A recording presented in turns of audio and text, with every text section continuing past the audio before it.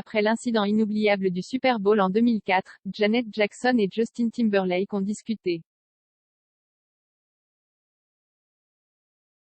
Une fois, le chanteur avait dévoilé la poitrine de sa collègue en lui arrachant le cache-téton de son costume, provoquant une polémique sans fin. Seulement, si certains ont depuis reproché à l'interprète de Cry Me a River d'avoir gardé le silence, laissant la chanteuse porter seule le poids de la controverse, c'est en réalité cette dernière qui lui a conseillé de garder le silence. Nous avons parlé une fois, et il m'a dit, je ne sais pas si je dois faire une déclaration.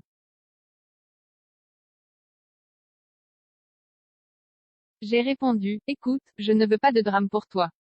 C'est moi qui suis visée par tout ça. Si j'étais toi, je ne dirais rien, a-t-elle dévoilé dans le documentaire Janet, diffusé sur Lifetime, comme le relaie The Hollywood Reporter. Pas la même vie si leurs deux carrières ont pris des directions totalement différentes après le Nipplegate. Janet Jackson affirme qu'il n'y a jamais eu la moindre tension entre les deux artistes. Dans le documentaire, la sœur de Michael Jackson explique même que leur amitié n'a pas bougé au fil des années. Honnêtement, toute cette histoire a été exagérée. Bien sûr, c'était un accident. Cela n'aurait pas dû arriver, mais tout le monde cherche quelqu'un à blâmer, et il faut que cela cesse. Justin et moi sommes de très bons amis, et nous le serons toujours. Nous avons parlé il y a quelques jours, et lui et moi avons tourné la page, et il est temps que tout le monde fasse de même, a-t-elle ajouté.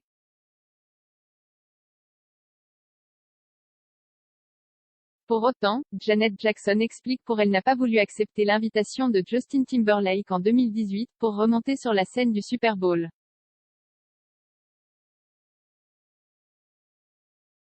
Quand j'y pense, est-ce que ce serait bien de pouvoir se produire sur scène? Oui.